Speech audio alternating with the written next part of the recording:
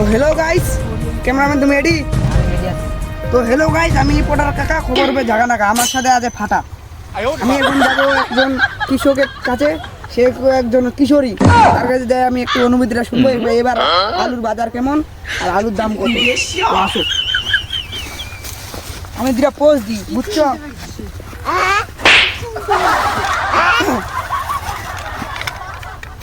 চলো এবার চলো, এটা টিকটকে ছাড়বা, বুঝছো?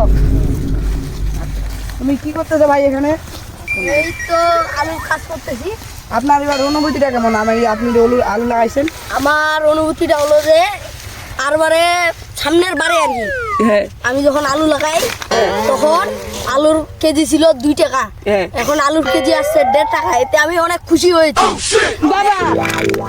তারপর আর এবার হচ্ছে দেখেন আমাদের আলুগুলো হ্যাঁ। ভালো হয়েছে। দেখি একটু, আমি ক্যামেরাম্যানকে দেখাই। ক্যামেরাম্যান তুমি এখানে ফোকাস করবে একটু। দর্শক মন্ডলী, আপনারা যারা যারা এখনো ভুট্টা লাগাইছেন, ভুট্টার গাছগুলো ভেবে চিনতে একবার উঠায় ভিগে দেন, ভিগে দিয়ে আলু লাগান।